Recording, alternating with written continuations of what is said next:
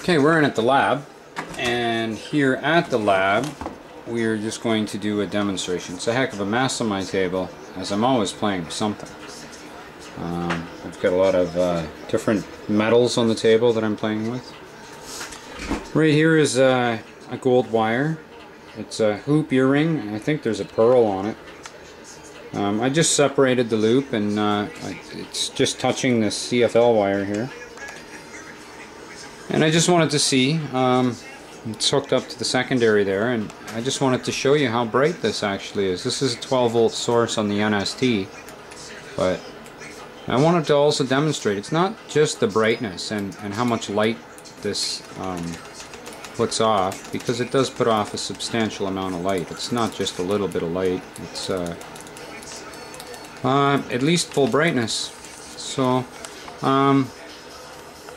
what I wanted to demonstrate here is it's not, being that we're putting 12 volts DC into the primary, it's acting as a transformer on the on cycle. When we turn it on, it acts as a transformer. But it doesn't give us enough energy turned on. There's DC turned straight on there.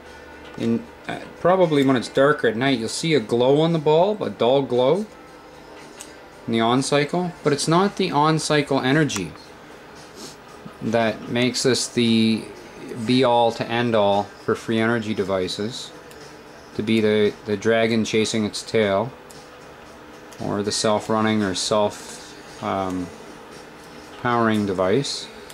The reason for that is not the transformer action. Again, I'm going to get a better shot from here where you can see my hand here. Okay, on. I'm going to turn it on now.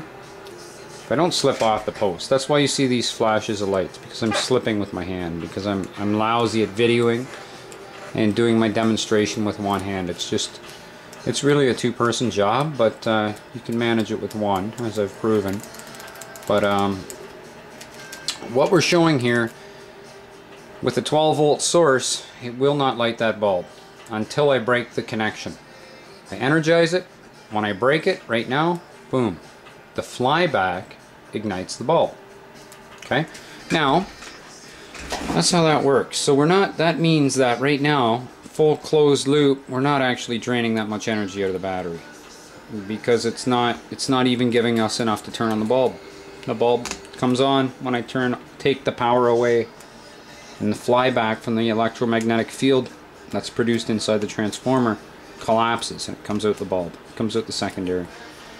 But not only the secondary, it comes out the primary as well, which is what I'm going to demonstrate now. We've seen the bulb lighting, right? So that's we can light the bulb. That's not a problem. You can do that with AA too. It's not.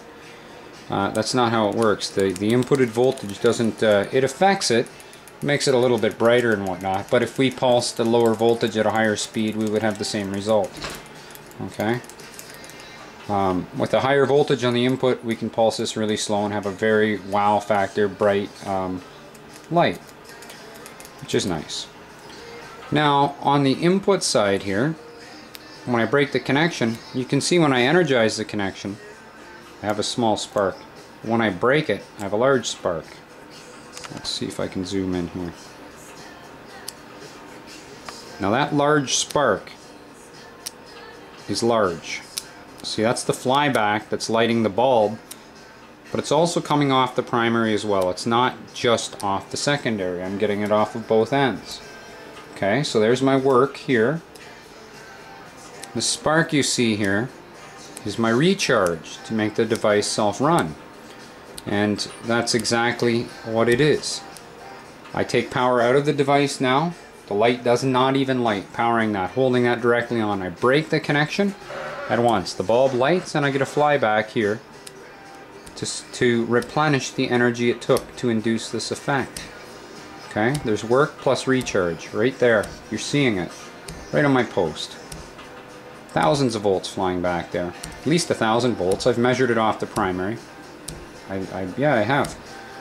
And there's clearly some voltage there.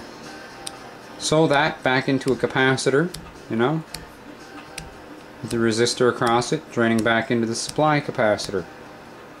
It's now closed loop on the input side. where it only takes the first charge to fill it. And there's work.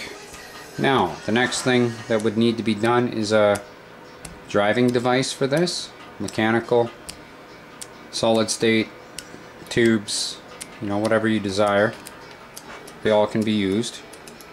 12 volts, I don't expect it to be drawing much, and if I wanted to limit the amount of consumption because I find the device draws too much, I would put a choke here.